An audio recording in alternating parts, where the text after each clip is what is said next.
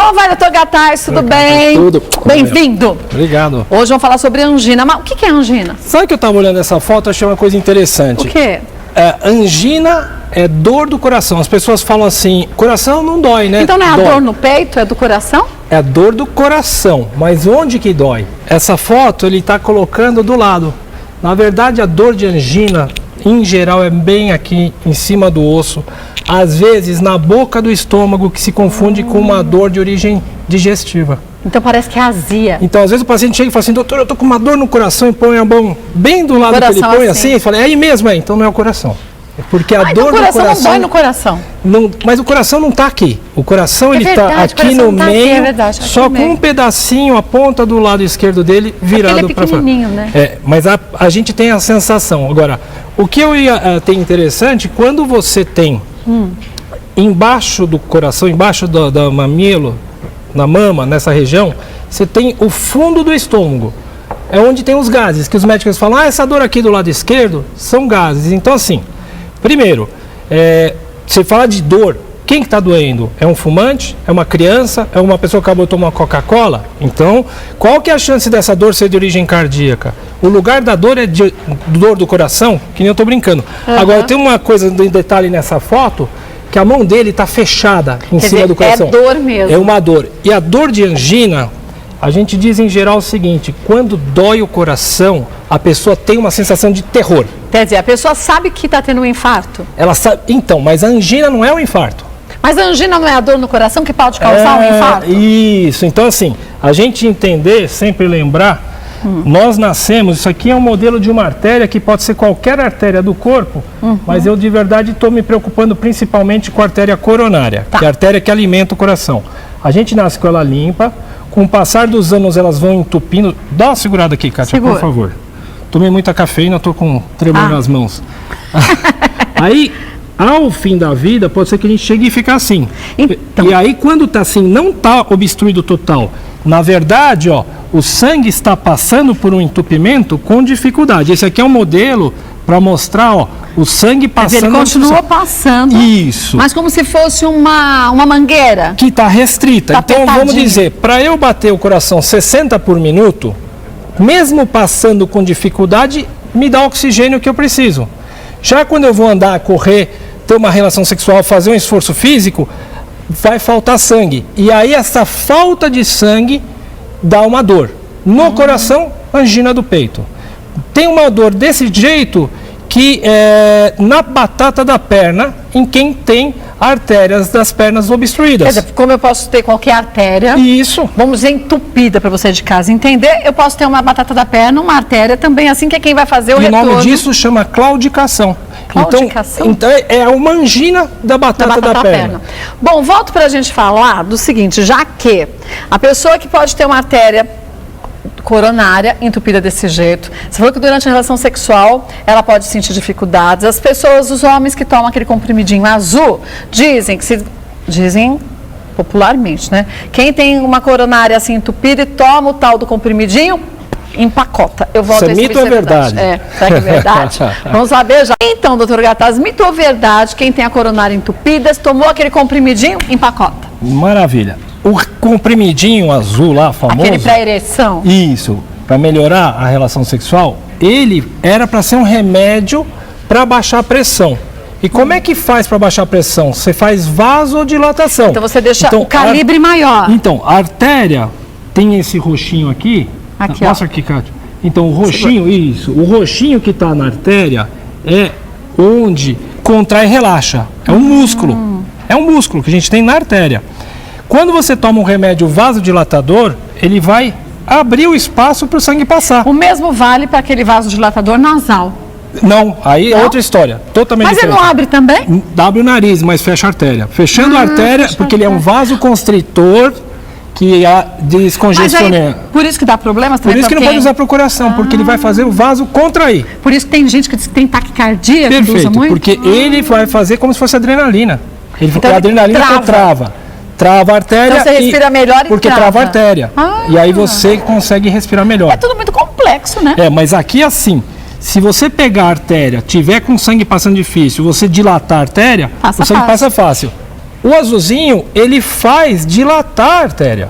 Só que qual que é o conflito dele? Se eu estou com um paciente que está prestes a ter um infarto, está quase infartando, aí de repente se forma um coágulo que nem está aqui mostrando, ele infartou. Então não é que ele infartou porque ele usou o medicamento, é porque ele não tem uma boa relação sexual, não tem um bom desempenho.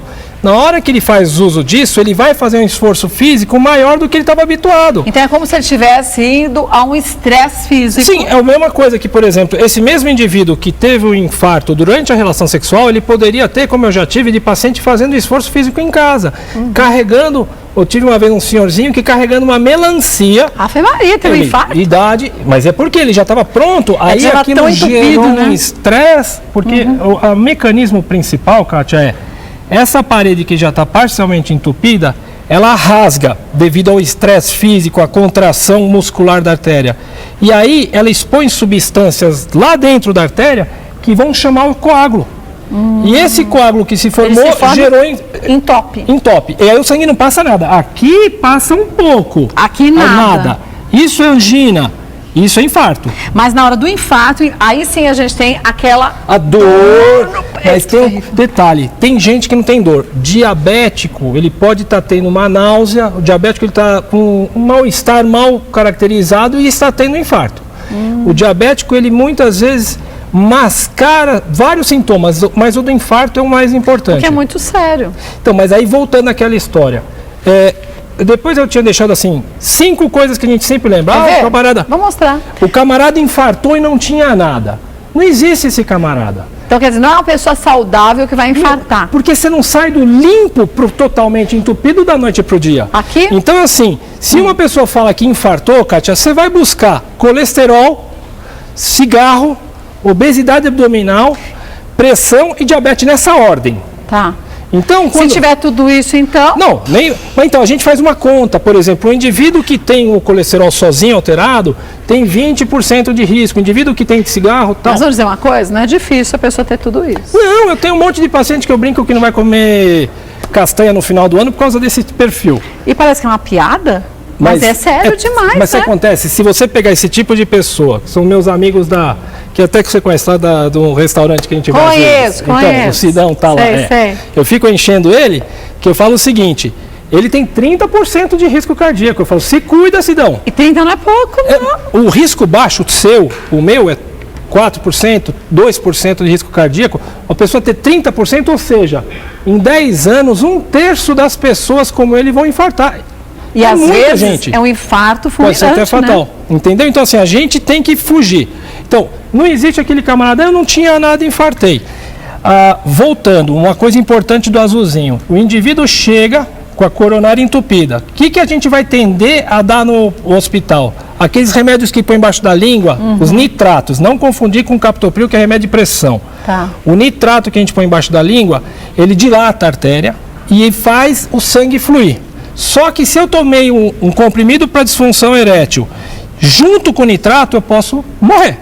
Então, sempre quando o paciente chega infartando... Ele tem que falar o que ele tomou, o médico pergunta, você tomou algum estimulante, algum remédio? Porque vai dar conflito se eu usar um nitrato junto. E às vezes a pessoa acha que não tem porquê de falar e fica envergonhada. Tem um filme com Jack Nicholson e o Kenny Reeves, que é essa história, que ele chega no hospital, tá com soro, o médico fala assim, o Kenny Reeves fala pra ele, você tá com nitroglicerina aí, se você tomou o remédio... Você avisa porque senão vai morrer. Ele ficou com vergonha de falar que era uma menininha, mas ele pega e arranca o soro. Quer dizer, respondeu, né? Tava tomando, mas é verdade. Então, o medicamento para disfunção erétil não dá infarto. Você já falou aqui há um tempo atrás de quando o jovem tem um infarto. E aí é uma outra sequência diferente que a gente podia lembrar, mas é bom sempre ver o quanto que esse jovem pode ter uma hereditariedade também, né? Uma Então, doença. Quando você tira tudo isso daqui, Kátia, tem a hereditariedade e 2 coisas ruins no meio de hoje, que é anabolizante e droga. Cocaína, crack. São drogas que vão gerar um infarto numa pessoa de 20 anos de idade que não tem nada disso, não tem histórico familiar. Bom, o irmão do MC Gui teve um infarto fulminante aos 19 anos, né? Se não me engano, 19, 20 anos. E ele era usuário de cocaína. Infelizmente, junto com bebida, energético, pronto, né? Então, o energético faz a artéria contrair, tá? Faz um vasoespasmo. E isso é, às vezes, a hora que quebra aquela plaquinha e fecha. Às vezes a cocaína, sim, faz um coágulo grande aparecer, ou a artéria fica fechada por muito tempo, não passa o sangue e dá um infarto. Qual que é o problema no jovem? Normalmente a artéria acometida é aquela mais importante para o coração, e logo na raiz. Então, quando tem um infarto num jovem, é fulminante, né? Muitas vezes fulminante. Bom, volto que tem muita coisa para a gente falar ainda. Doutor Gataz, deixa eu lhe perguntar uma coisa. A gente falou do colesterol, tabagismo, obesidade, pressão alta e diabetes, mas e o álcool? Como que ele age nesse processo? O álcool não é lesivo do ponto de vista de coronária. De coronária. Tem até estudo mostrando que o álcool ele pode até proteger a parede de formação de placas. Não é para você sair agora bebendo feito um louco, porque é em quantidade pequena. Isso, né? A gente diz que o álcool como um veneno, assim, se você tomar uma alta dose é letal, pequena dose como até pode remédio, ser que... né? Então você tem que ter muito cuidado com isso. Então, o álcool consumido pouco, frequentemente, ele pode ajudar até, mas é com relação à formação de placa. Muito ruim para a pressão. Quem toma bebida alcoólica frequentemente aumenta o risco de fazer hipertensão. E hipertensão vai aumentar o risco de AVC. Tá? Para o infarto, ele é só 20% de risco. Uma coisa importante de falar é de diagnóstico. É muito comum a pessoa chegar no pronto-socorro com uma dor no peito, que o médico caracterizou, olha, o camarada estava andando e de repente começou a ter uma dor no peito, naquele lugar mais ou menos aqui no meio, na boca do estômago, uma sensação de que parece que tem uma comida entalada, de um aperto muito grande. Mas dói o braço? Às vezes dói o braço, às vezes dói a mandíbula. Não é lenda. Às vezes a dor vem aqui e ao mesmo tempo no ombro. Às vezes a dor vem aqui e irradia na face interna do braço esquerdo. Então, mas nem sempre. Mas o que acontece? Ele tem essa dor, aí ele para, a dor passa. Por quê? Porque o coração estava batendo rápido, faltou sangue, doeu. Parou, melhorou. Assim também é na dor da perna. Então eu faço um diagnóstico que parece uma angina. Faço o eletro do paciente, o que vai dar no eletro? Maioria das vezes nada, porque ele está em repouso. Sim. A não ser que essas faltas de oxigênio que vem dando façam uma alteração no eletro. Aí o paciente vai e faz as enzimas cardíacas. Isso é rotina de tudo quanto é hospital. Fez enzima cardíaca, quer dizer, teve infarto? Não, as enzimas estão negativas. Pode ir embora para casa. Então, esse é um problema. Você talvez teve no teu hospital, no teu pronto-socorro, um indivíduo que estava prestes a infartar e você mandou ele embora para casa para ele fazer um esforço no dia seguinte e ter um infarto. Chega em casa e infarta. Tá? Então, assim, é muito importante, qual que é o melhor dado para o diagnóstico? É a conversa com o paciente. Eu me lembro de ter chegado, trabalhei 10 anos em pronto-socorro de hospital e ter mandado o paciente para a UTI com a suspeita de infarto antes de fazer um eletro. Por quê? Porque o paciente já tinha infartado, Sim. Então já é uma dica a prevenção, que ele né? já tinha doença coronária. Paciente fumante, 60 e poucos anos, e outra coisa que eu me lembro bem, que era oriental. Culturalmente, o oriental não vai chegar num pronto-socorro, principalmente idoso, reclamando que está doendo o peito, a não ser que seja muito sério. Então já interna. Interna. E aí era mesmo um caso de reinfarto, porque ele já tinha tido anteriormente. Por isso que é bom, gente, esse nosso quadro para te informar, porque se você passa por isso, você já fala para o médico, não, mas eu prefiro. O que isso acha? Tem assim... Tem segurança, meu histórico é esse, histórico é bom, não vai dar um problema de chegar em casa ter um infarto. Agora, outra coisa que acontece muito, a pessoa tem um formigamento no braço esquerdo, porque ficou muito no computador e acha que é dor do coração. Fala, não é a dor desencadeada no esforço, associada ao formigamento que você está tendo. É só o formigamento, vou pensar numa tendinite, uma coisa do gênero. Antes a gente ir para o hospital sem ser nada do que ser alguma coisa e você não ir, né, doutor? Só te passar o último dado é o seguinte... O que mais faz o coração da gente dilatar, antigamente no Brasil, era a doença de Chagas. Hoje no mundo é a insuficiência coronariana crônica, quer dizer, essas anginas que não dão dor, essas faltas de oxigenação que vêm ao longo do prazo, vão fazendo o coração dilatar. Isso é a principal causa da insuficiência cardíaca. Então tem que tomar cuidado. Olha, o doutor Gataz volta mais vezes ao programa, querendo saber um pouco mais sobre o trabalho dele. Obrigada. O site é o www.doutorgataz.com.